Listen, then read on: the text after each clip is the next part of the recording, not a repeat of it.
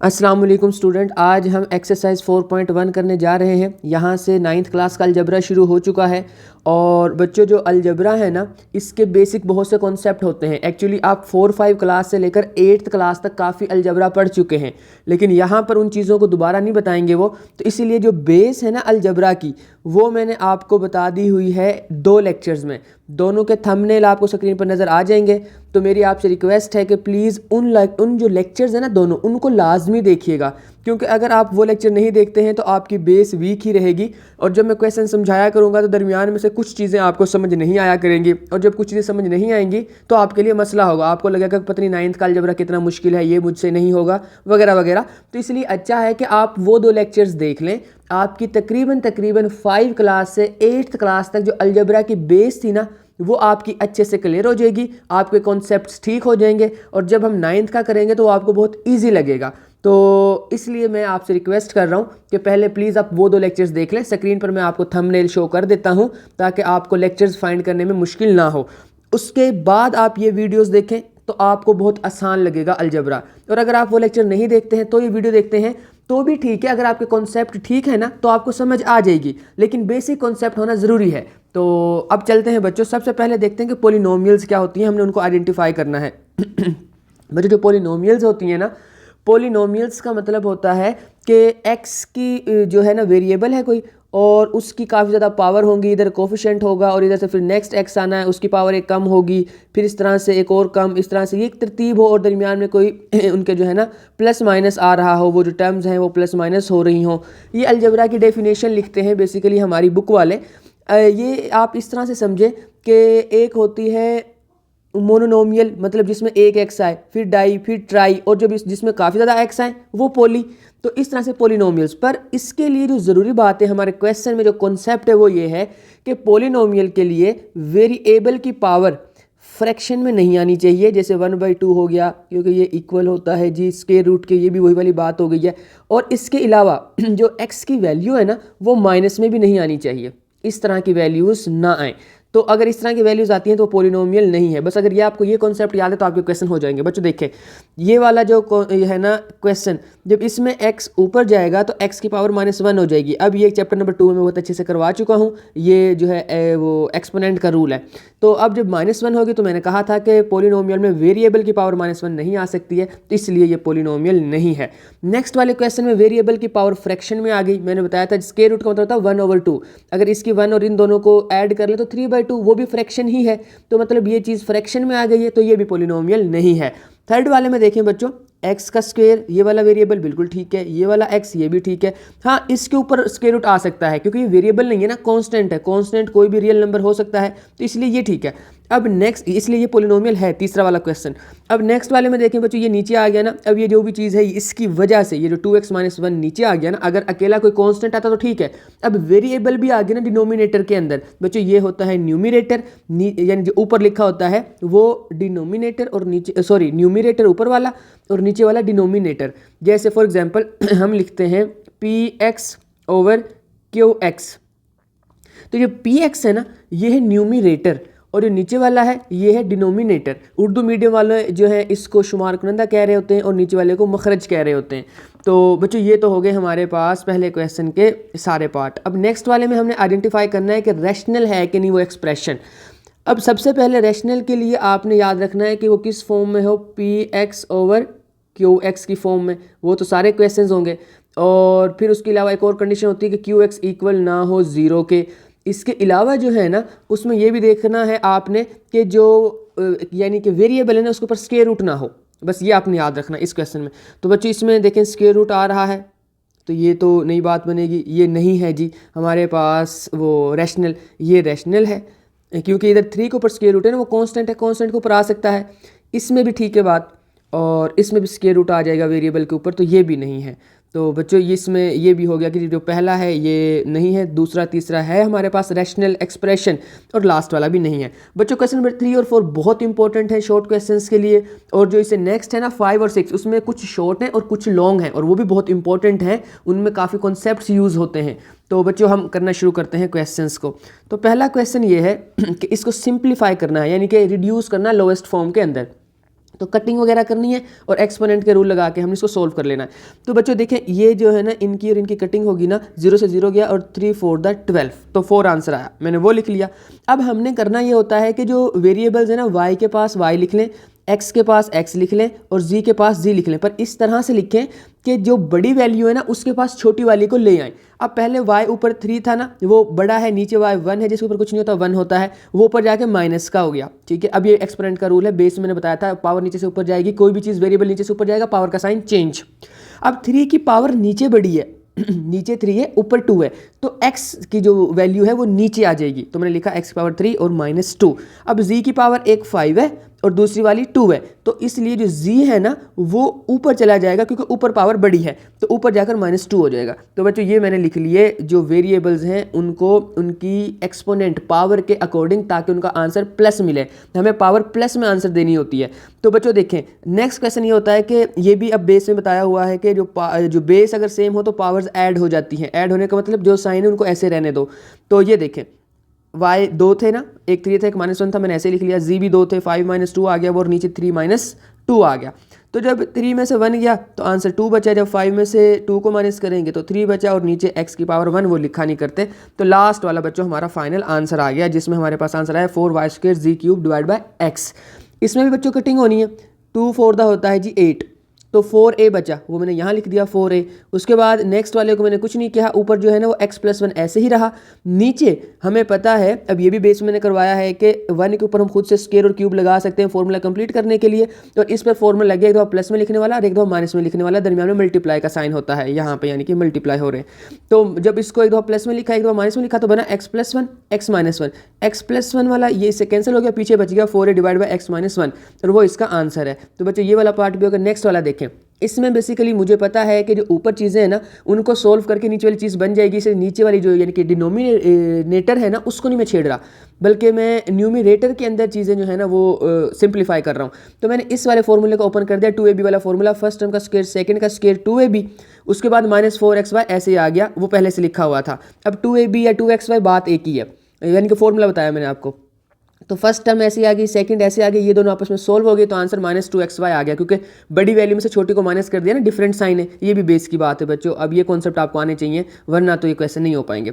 अगर आते हैं तो बस फिर ये बहुत आसान है क्वेश्चन बच्चों। अब ये जो चीज़ है ना, ये बेसिकली ओपन करके फॉर्मूला लिखा हुआ है a यानी कि a को छोड़ते हम x की फॉर्म में बात करते हैं, x-y होल स्क्वायर का फॉर्मूला ओपन करें तो फर्स्ट टर्म का स्क्वायर सेकंड का square -2 into first term into second term, तो मतलब यही चीज़ लिखी हुई है ओपन फॉर्म में। तो मैंने उसको क्लोज करके लिख दिया। देखें ऊपर लिखा मैंने x-y होल का स्क्वायर, और नीचे x-y होल स्क्वायर ऑलरेडी था, ये और ये कैंसिल, जब ऊपर नीचे कैंसिलेशन होती है तो 1 बचता है, तो उसका आंसर 1 आ गया। बच्चों नेक्स्ट इस वाले क्वेश्चन का जो पार्ट है वो ये है 4 वाला, और 4 वाले में वो कहता है कि इसको लोवेस्ट फॉर्म में लिखें। सबसे पहले मैंने इसके ऊपर ना क्यूब का फॉर्मूला लगा दिया। अब मैंने बेस वाले जो लेक्चर्स थे उनमें फॉर्मूले सारे करवाए हैं, आसानी से कैसे याद करना है ये भी बताया है, बल्कि याद करवा दिए हैं। और उसके अलावा मैंने, अगर कोई पेपर में ऐसा होता है कि हम फॉर्मूला कर रहे होते हैं और उसके अंदर में पता नहीं होता साइन प्लस का आएगा माइनस का आएगा, वहाँ कन्फ्यूज़ हो रहे होते हैं हम, तो वो वाली प्रॉब्लम भी मैंने सोल्व करवा दी थी, और वो बेस वाले लेक्चर आप देख सकते हैं। तो अब इसमें जब हम बात करेंगे, इसका फॉर्मूला ओपन करेंगे, मैं अज्यूम करके चल रहा हूँ कि आपको फॉर्मूले आते हैं, तो ये बच्चों हमारे पास इतना हिस्सा ये फॉर्मूला का ओपन हो जाएगा, यहाँ से लेकर यहाँ तक, ये सिर्फ क्यूब का फॉर्मूला ओपन हुआ है।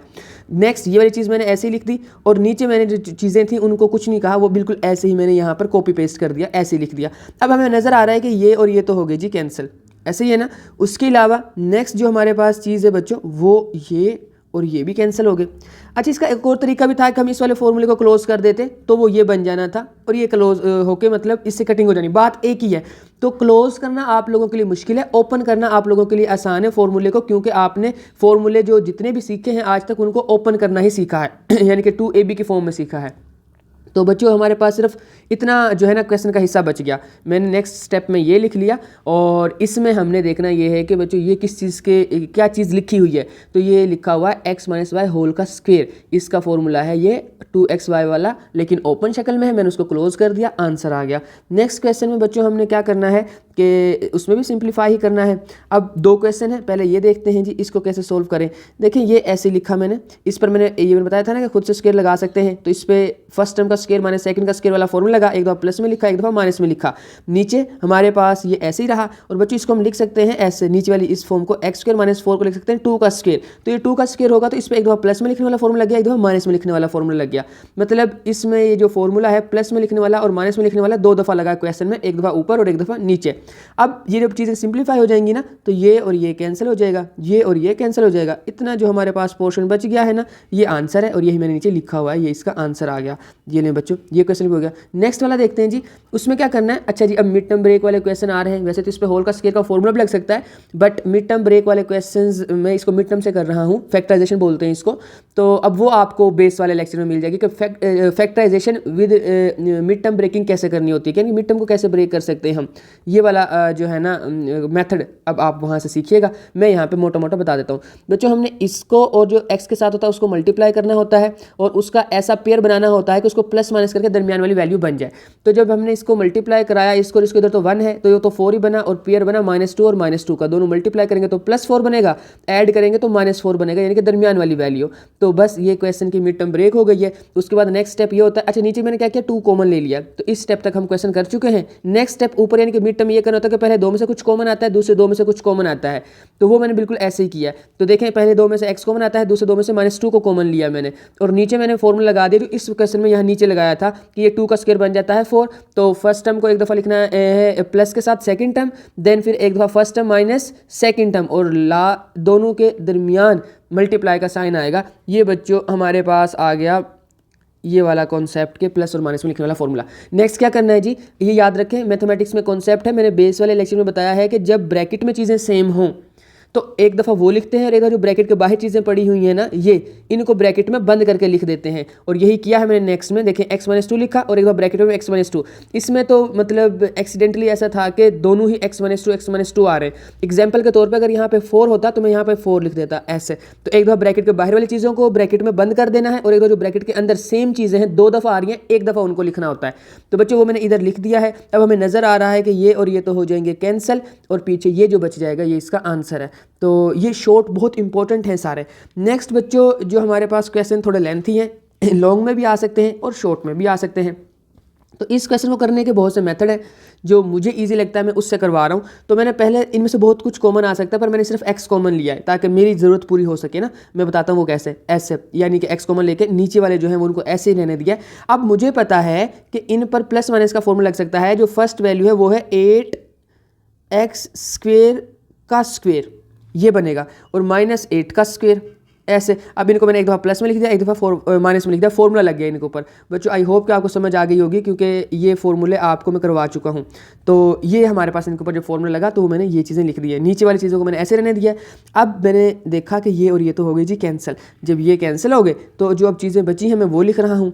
यहाँ पर मैंने ये चीज़ जो बची थी इसमें से 2 कॉमन ले लिया।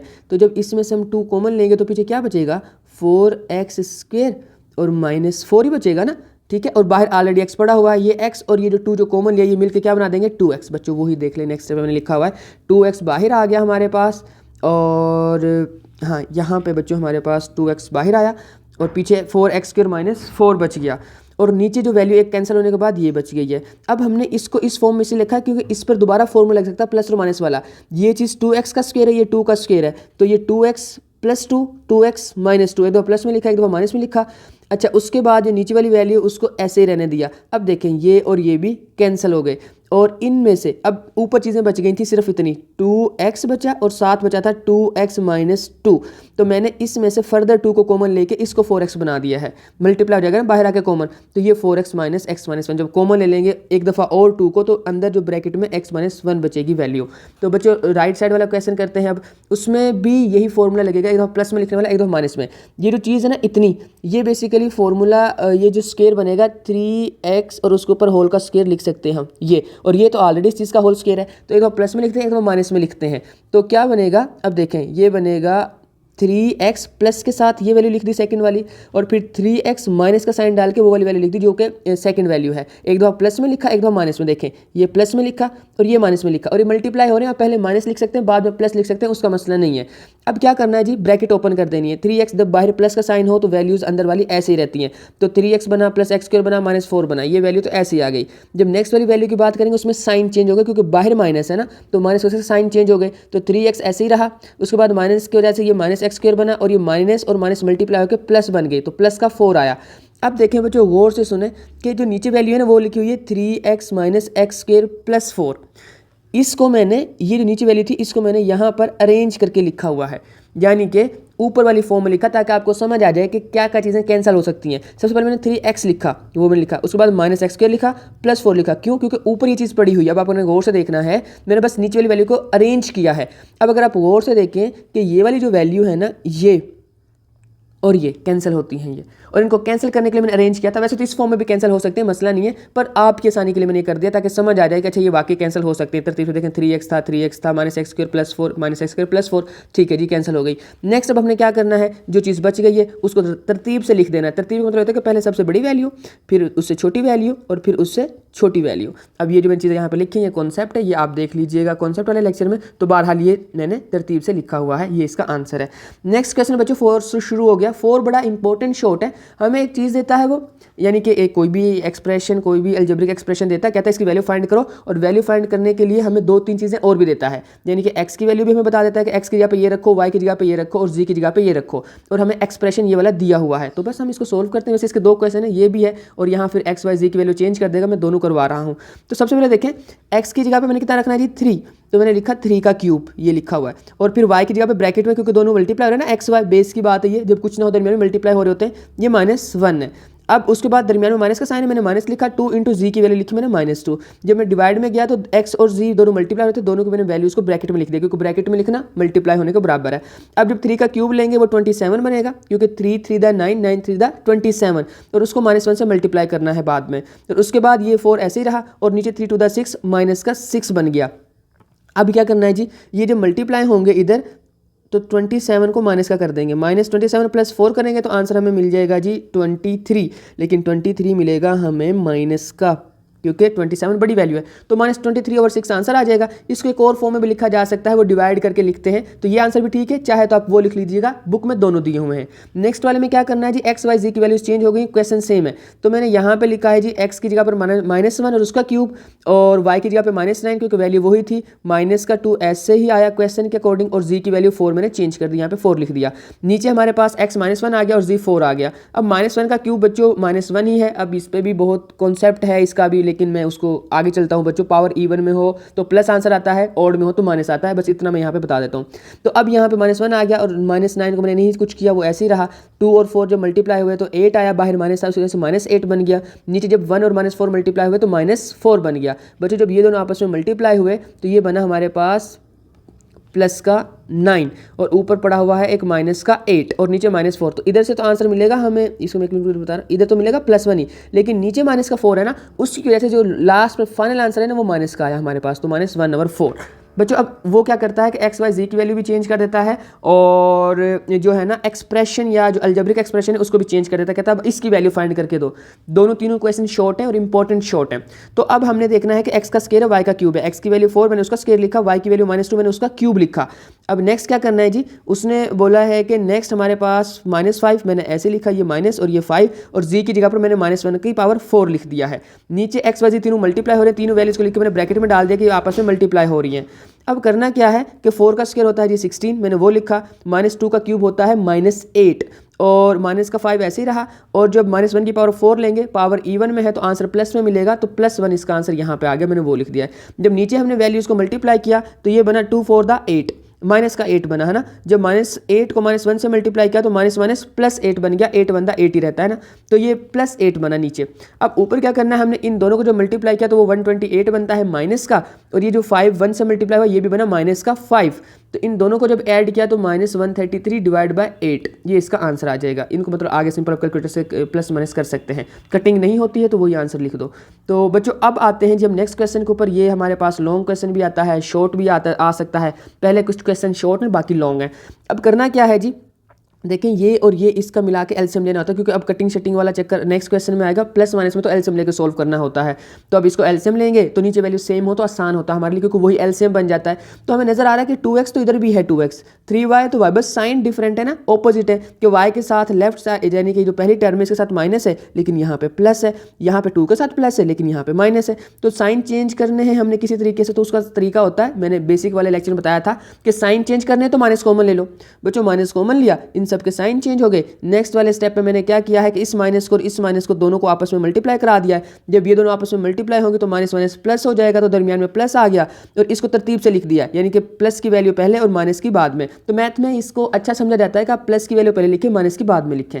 तो अब बच्चों एलसीएम वाला आ गया। एलसीएम इस जो यानी कि क्वेश्चन है ना, क्वेश्चन नंबर 5, इसमें एलसीएम का कॉन्सेप्ट यूज होगा। एलसीएम के ऊपर मैं अलग से लेक्चर पहले से बना चुका हूँ, मुझे पता था ये कॉन्सेप्ट यहाँ पे यूज होने, तो इनको मैं पहले पढ़ा देता हूँ बच्चों को ताकि आसानी हो उनको समझने के लिए।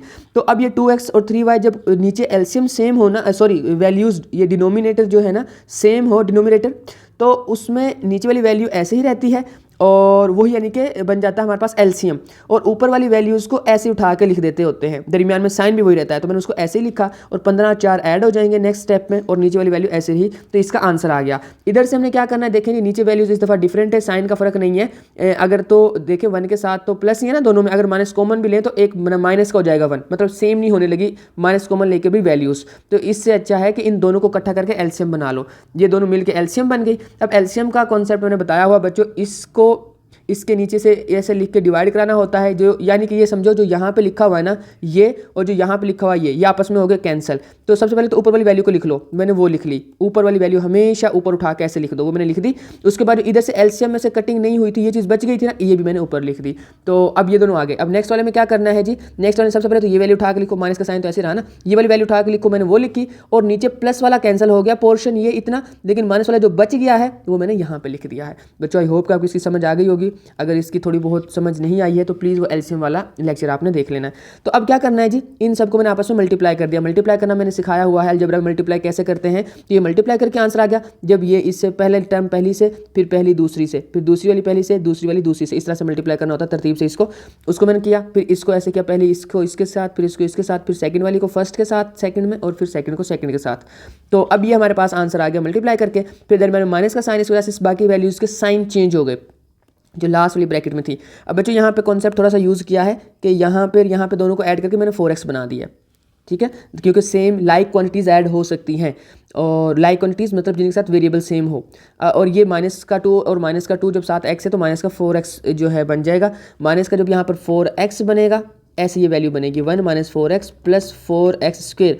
बाहर माइनस पड़ा हुआ है इस वजह से इनके साइन चेंज हो गए। 1 हो गया माइनस का, देखिए मैंने लिखा भी हुआ है, 1 हो गया जी यहाँ पे माइनस का, और ये 4x हो गया माइनस का था ना ऊपर, तो नीचे प्लस का, और ये प्लस का था यहाँ पे आगे हो गया माइनस का। तो ये वैल्यूज़ हमारे पास आ जाएंगी जब हम इनको सोल्व कर लेंगे ब्रैकेट को अंदर ही लाइक क्वांटिटीज़ को। अब नेक्स्ट क्या करना है जी, हमें नज़र आ रहा है कि 1 और 1 तो हो गए कैंसिल, 4x स्क्वायर प्लस का माइनस का कैंसिल, 4x + 4x 8x, और नीचे 1 - 4x स्क्वायर। बच्चों ये हमारे पास आंसर आ जाएंगे, हमारा जो है क्वेश्चन सोल्व हो गया। वैसे तो आप इसको फर्दर सिंप्लीफाई कर सकते थे कि इसके ऊपर प्लस और माइनस वाला फॉर्मूला लगा देते, बट उससे कुछ और सिंप्लीफाई नहीं ना हो सकता, ऊपर किसी चीज़ की कटिंग नहीं हो सकती है, तो इसलिए हम उसको नहीं करते हैं, यहीं तक रखते हैं, तो आंसर आ जाता है हमारा, ये भी ठीक है आंसर। तो बच्चों अब हम आगे चलते हैं नेक्स्ट क्वेश्चन पर। अब इसमें भी एलसीएम वाला काम करना है हमने। अब क्या करना है कि सबसे पहले इसको थोड़ा सा खुद सिंप्लीफाई करेंगे, फिर एलसीएम लेंगे। इस पे प्लस माइनस का फॉर्मूला लगा दिया, एक दफ़ा प्लस में लिखा, एक दफ़ा माइनस में। ये x का स्क्वायर है ये, और ये 5 का स्क्वायर है, तो उनको एक दफ़ा प्लस में लिखो, दो माइनस में। अब नीचे वाली वैल्यूज़ का है ना, ये x का स्क्वायर है, ये 6 का स्क्वायर है, तो एक दफ़ा x + 6 लिख लो, एक दफ़ा x - 6 लिख लो। और इनके ऊपर नीचे देखिए किसी भी चीज़ की कटिंग नहीं होती है, तो उसको ऐसे ही रहने दो, और इसको सेम रहने दिया। ये ऑलरेडी सिंप्लीफाई फॉर्म में है, सिंपलेस्ट फॉर्म में बल्कि। तो अब नेक्स्ट क्या करना है, इन दोनों को देखो जी, इसका ये एलसीएम आ जाएगा। जब इधर भी कोई चीज़ हो, जैसे x + 6 है और इधर भी x + 6 है, तो उसको एक दफ़ा लिखना होता है एलसीएम में। अब एलसीएम वाला कॉन्सेप्ट आप प्लीज़ देखें। तो अब यहाँ पे वो एलसीएम आ गया, तो अब एलसीएम जिसके नीचे ये और ये होगा, जब इसको डिवाइड कराएंगे तो सारा कैंसिल हो गया। जब ये सारा कैंसिल हो गया तो बस अकेली ऊपर वाली वैल्यू बच गई, तो मैंने देखी यहाँ पे वो सारी लिख दी है, ऊपर वाली वैल्यू x + 5 और x - 5। नेक्स्ट वाले कॉन्सेप्ट में प्लस वाला तो कैंसिल हो गया, तो सबसे पहले तो ऊपर वाली चीज़ उठा के मैंने ऐसे लिखी, ये देखो यहाँ पे ऐसे लिखी, और जो यहाँ से x - 6 बचा वो भी मैंने साथ इधर मल्टीप्लाई करके लिखा है, क्योंकि जो चीज़ डिवाइड में एलसीएम से बच जाती है तो वो भी लिखनी होती है, ऊपर मल्टीप्लाई होती है वो ऊपर वाली वैल्यू के साथ। अब हमने इन दोनों को आपस में मल्टीप्लाई किया। अब हमें नज़र आ रहा है ये, वैसे तो मैं इसको डायरेक्ट लिख सकता था पर मैंने मल्टीप्लाई किया है ताकि तुम लोगों को अच्छे से समझ आ जाए। पहले वाले इस पार्ट में देखें x और x मल्टीप्लाई हुआ और फिर x और 5 मल्टीप्लाई हुआ, फिर इस तरह से 5 और x और फिर 5 और 5। लेकिन हमें नज़र आ रहा है कि एक चीज़ एक दफ़ा मल्टीप्लाई में ये जो है दोनों चीज़ें मल्टीप्लाई हो रही है, एक दफ़ा प्लस में लिखा हुआ है, एक दफ़ा माइनस में लिखा हुआ है। तो फर्स्ट टर्म का स्क्वायर माइनस सेकंड टर्म का स्क्वायर हम डायरेक्ट फॉर्मूला भी लगा सकते हैं इसमें। तो जो आपको ईजी लगे आप वो कर लीजिएगा, पर मैंने इसको स्टेप वाइज समझा दिया। देखें होना इस तरह ही है, फिर भी ये और ये कैंसिल हुआ, पीछे बचेगा फिर भी x स्क्वायर माइनस 25 ही, तो आप इसको डायरेक्ट भी लिख सकते हैं। नेक्स्ट मैंने माइनस का साइन डाला, इनको मल्टीप्लाई किया, इसको इसके साथ किया, फिर इसको इसके साथ किया, फिर इसको इसके साथ किया, देन इसको इसके साथ मल्टीप्लाई किया। तो नीचे मैंने आंसर लिखे, ये दोनों जो है वैल्यूज आपस में सोल्व होकर माइनस एक्स बनाएंगी और फिर इस बाहर वाले माइनस की वजह से साइन चेंज हो जाएंगे, एक्स स्क्वायर माइनस का हो जाएगा, ये अकेला एक्स जो था वो प्लस का हो जाएगा और 30 माइनस का इधर आके प्लस का हो जाएगा, वो क्योंकि बाहर माइनस पड़ा हुआ तो साइन चेंज हो गए सबके।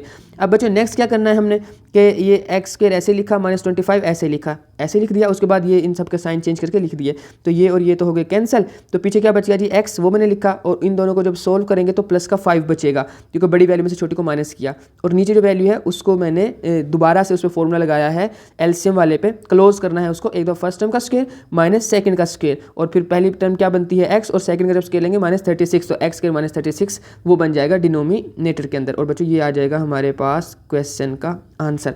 लेफ्ट साइड वाला देखते हैं बच्चों, इसमें भी हाँ इसमें भी कॉन्सेप्ट वही है, इधर एक दफ़ा मतलब ये जो वैल्यूज़ है ना यहाँ पे, तो इस पर जब फॉर्मूला लगेगा ना तो फॉर्मूला लग के ये चीज़ जो है वो बन जाएगी, मैं यहाँ पे लिख देता हूँ, बनेगी x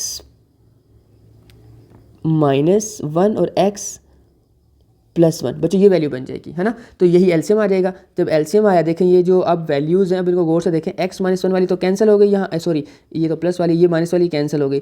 जो माइनस वाली कैंसिल हो जाएगी तो पहले तो ऊपर वाली चीज़ उठा के ऐसे लिखी मैंने, और जो चीज़ एलसीएम से बच गई वो लिख दी। बाकी सब में भी यही कॉन्सेप्ट है कि इसमें प्लस वाली कैंसिल हो गई तो माइनस वाली साथ लिख दी, साथ ऊपर वाली वैल्यू आ गई, और फोर्थ वाली में बच्चों दोनों ही कैंसिल हो गई तो सिर्फ ऊपर वाली वैल्यू आ गई -2xy। अब नेक्स्ट क्या करना है, इनको मल्टीप्लाई करते हैं, ये एक्स स्क्वायर बन जाएगा, ये xy बन जाएगा, ये इसको मल्टीप्लाई करेंगे तो -xy, और ये +y स्क्वायर क्योंकि माइनस माइनस प्लस होता है, तो ये मल्टीप्लाई होकर हमारे पास चीज़ें आ गई। अब ये वो नीचे मैंने लिख दी हुई हैं, और -2xy ऐसे ही आ गया, और लास्ट पर जो नीचे थी वो x + y और x - y उसको मैंने नहीं छेड़ा, उसको मैंने ऐसे लिख दिया है। उससे जो नेक्स्ट कॉन्सेप्ट होगा उसमें क्या करना है कि उसमें हमने देखा कि भाई ये कैंसिल हो जाएगा, है ना, एक्स वाई प्लस का और माइनस का, तो पीछे बचा एक्स स्क्वायर, इसको मैंने दरमियान में लिख लिया है ताकि आपको फॉर्मूला आसान लगे, -2xy + y स्क्वायर। नीचे वाली वैल्यू को मैंने ऐसे ही रहने दिया है क्योंकि मुझे पता है इसकी कैंसिलेशन होनी, इसलिए मैं फॉर्मूला क्लोज नहीं कर रहा हूँ। अब नेक्स्ट क्या है जी, ऊपर देखें, ऊपर हमारे पास आंसर बना a - b होल स्क्वायर वाला, तो देखें x - y उसका होल स्क्वायर बन रहा है, और इसको ये होल स्क्वायर है ना, ये कॉन्सेप्ट में मैंने समझाया हुआ, इसको हम ऐसे लिख सकते हैं 2 दफ़ा x - y और x - y, ठीक है। तो एक इससे कैंसिल हो गया तो पीछे एक जो बच गया वो उसका आंसर है। तो आप अगर इसको ऐसे नहीं भी लिखते तो भी ठीक है कि देखें कि x - y से ना यहाँ पे एक x - y, एक x - y से कैंसिल हो गया, एक बच गया, उसको मैंने लिख दिया। तो दोनों कॉन्सेप्ट ठीक है, जैसे मर्जी कर लो आप, बस आपको कॉन्सेप्ट आने चाहिए। नेक्स्ट बच्चों इस क्वेश्चन में क्या करना है, इसमें मिड टर्म ब्रेक करनी है पहले इस वाले पोर्शन की, तो मिड टर्म ब्रेक होगी ना तो उसका पेयर बनेगा +3 और +3, तो और इधर जो है हमारे पास 2 कॉमन आ जाएगा, ये चीज़ बच जाएगी, इस पर फॉर्मूला लगेगा, एक दफ़ा प्लस में एक दफ़ा माइनस में, ऊपर वाली ऐसी रही, इसमें से मैंने पहले 2 में से कुछ कॉमन लिया, फिर दूसरी 2 में से कॉमन लिया, ब्रैकेट में वैल्यू सेम आ गई, तो नेक्स्ट स्टेप में मैंने बता दिया कि एक दफ़ा ब्रैकेट के बाहर वाली चीज़ों को लिख दिया, एक दफ़ा ब्रैकेट के अंदर वाली चीज़ों को लिख दिया है। नेक्स्ट क्या करना है जी, लेफ्ट साइड पे 2 कॉमन आने के बाद इस फॉर्मूला लगा, ये x का स्क्वायर और -3 का स्क्वायर बनता है, एक दो मैंने प्लस में लिखा, एक दो मैंने माइनस में लिखा है। अब क्या करना है जी, दोनों को जो है ना आगे सिंप्लीफाई करके हमने देखा है कि एलसीएम क्या बनता है, तो एक तो ये चीज़ लिख लो ना, 2 दफ़ा आ रहा है x + 3 वो लिख लिया, लेकिन तीसरी दफ़ा नहीं लिखेंगे ये वाला क्योंकि उधर से लिख लिया ना हमने x + 3 बस, ठीक है। और साथ इधर से 2 बचता है, वो मैंने 2 देखो शुरू में लिख लिया है, और साथ में x - 3 बचता है वो भी, तो ये एक एलसीएम बन गया हमारे पास, एलसीएम तक हमने कर लिया है। तो अब देखना क्या क्या चीज़ें कैंसिल होगी, जो कैंसिल नहीं होगी उनको हम ऊपर ऐसे लिख लेंगे। देखें बच्चों गौर से सुने, x - 2 तो ऐसे आना ही आना है, जो ऊपर वाली वैल्यू वो तो आती है, उससे तो मसला ही नहीं है। तो क्या चीज़ें कैंसिल होगी, x + 3 x - 3 जो है दोनों x + 3 कैंसिल हो गए, तो 2 बचा मैंने ये लिखा, और x - 3 बचा मैंने ये लिख दिया। ओके जी, नेक्स्ट वाली साइड पे चलते हैं, उसमें ये इतना पोर्शन कैंसिल होना है, यानी कि 2 भी कैंसिल होगा, x + 3 भी और x - 3 भी, अकेला बचेगा x + 3, ओके। और ऊपर वाला x + 2 वो मैंने ऐसे लिखा और साथ x + 3 लिख दिया। अब इनको मल्टीप्लाई करते हैं बच्चों, अब मल्टीप्लाई होंगे ये और फिर इनके आंसर आ जाएंगे। अब देखें ये मल्टीप्लाई हुए दोनों, हमें ये 4 आंसर मिल गए इधर वाले, और बाहर 2 पड़ा हुआ, फिर हमने इसको 2 से मल्टीप्लाई करना है। इन दोनों को ऐड करके मैंने -5x करके 2 से जो मल्टीप्लाई किया तो मैंने इसको 10x बनाया है। नेक्स्ट ये भी इसी तरह, बिल्कुल इसी तरह से मल्टीप्लाई होंगे। इन दोनों का भी जब होगा तो ये 5x बन जाएगा, दोनों लाइक क्वांटिटीज़ है, और प्लस का 5x बनेगा, बाहर माइनस पड़ा हुआ इसलिए वो माइनस का 5x हो जाएगा, साइन चेंज हो जाएंगे। तो ये सारा मैंने कर दिया, आगे सोल्व करके मैंने लिखा है, और जब इनको लिखा है और नीचे वाली वैल्यूज़ ऐसी रही। अब नेक्स्ट कॉन्सेप्ट में जब हम इसको देखेंगे तो देखें जी, एक्स स्क्वायर में से जो 2 हैं उनमें से एक एक्स स्क्वायर निकला तो 1 बच गया, ठीक है। और जब माइनस का 10x है और माइनस का 5x है, दोनों को ऐड किया तो माइनस का 15x बन गया, ये भी ठीक है। नेक्स्ट जब हमने देखा कि प्लस का 12 माइनस का 6, 12 में से 6 निकाले तो 6 बच गया। ये तो ऊपर वाली वैल्यूज़ हो गई। नीचे वाली अगर गौर से देखें, मैं भी थोड़ी देर पहले बता रहा था, 2 ऐसे आया, x-3 ऐसे आया। ये दोनों वैल्यूज़ अलग अलग लिखी हो तो उनको पर स्क्वायर भी लिखा जा सकता है, स्क्वायर हो तो अलग अलग लिखी जा सकती हैं, ये मैं आपको समझा चुका हूँ। तो बच्चों ये क्वेश्चन भी हो गया, ये इसका फाइनल आंसर आ गया। तो अब हम आगे चलते हैं, कुछ क्वेश्चंस और हैं। क्वेश्चन नंबर जो है 6 के अलावा भी एक पार्ट और अभी रहता है, उसमें मल्टीप्लाई करना, वैसे वो थोड़ा आसान है, लेकिन ये जो अब क्वेश्चन चल रहे हैं ना, ये लॉन्ग आ सकते हैं, तो आप इसको अच्छे से कीजिएगा। बच्चों देखें, इस वैल्यू को मैंने ऐसे लिखा, इसको मैंने ऐसे लिखा, इसको मैंने ऐसे लिखा, पर इसमें नीचे वाली वैल्यू पे मैंने फॉर्मूला लगा दिया, एक दफ़ा प्लस में एक दफ़ा माइनस में। एक्स की पावर जो 4 है ना, वो एक्स स्क्वायर का स्क्वायर है, तो मैंने वो लिख दिया है। तो यहाँ पे वो वैल्यू आ गई। जब हम इसका नेक्स्ट स्टेप में अभी और जो है फर्दर सिंप्लीफाई किया मैंने इसको, कि ये ऐसे ही रहा, पहली वैल्यू, दूसरी वैल्यू, तीसरी वैल्यू, लेकिन उसको जो लास्ट वाली वैल्यू है ना, उसको मैंने चेंज किया है। और उसमें क्या चेंज किया है, ये देखें, जो नेक्स्ट इस पर वैल्यू थी ना, इस पर एक दफ़ा माइनस में था ना, x+1 x-1 फॉर्मूला लग गया। तो अब इसको सोल्व करना शुरू करते हैं बच्चों। इसका ये सारा जो है ना एलसीएम आ गया। अब देखें, अब गौर से चीज़ों को देखें। इधर जब बात करेंगे हम, x-1 हो गया जी कैंसिल, ऊपर 1 है मैंने वो लिखा, और जो एलसीएम में से चीज़ें बच गई हैं वो मैंने उठा के लिख दी। देखो ये और ये दोनों लिखी। नेक्स्ट वाले में देखें बच्चों क्या चीज़ कैंसिल होती है, नेक्स्ट वाले में प्लस वाला कैंसिल हुआ, ऊपर 1 है, सबसे पहले मैंने ऊपर 1 लिखा, प्लस वाला कैंसिल हुआ तो x-1 बचा, और उसके साथ x² + 1 बचा, वो मैंने लिखा। नेक्स्ट वाले में जो है ना, वो x² + 1 यानी कितना पोर्शन कैंसिल हो गया, ये जो 2 चीज़ें बच गई थी ये, और ऊपर जो 2 था वो लिखा, पहले मैंने 2, और उसके साथ जो एलसीएम में चीज़ें बची मैंने वो दोनों लिख दी यहाँ पे। और लास्ट वाले में बच्चों कुछ भी नहीं बचा, क्योंकि सारा एलसीएम वही था, वो कैंसिल हो गया, सिर्फ अकेला ऊपर वाली वैल्यू -4 बचा। बच्चों अब नेक्स्ट चलते हैं, क्या करना है इसमें कि इनको मल्टीप्लाई कर देना है। ये दोनों चीज़ें आपस में मल्टीप्लाई हो जाएंगी, यहाँ से ये दोनों मल्टीप्लाई हो जाएंगे और ये दोनों मल्टीप्लाई हो जाएंगे, और उनका आंसर मैंने नीचे लिख दिया मल्टीप्लाई करके।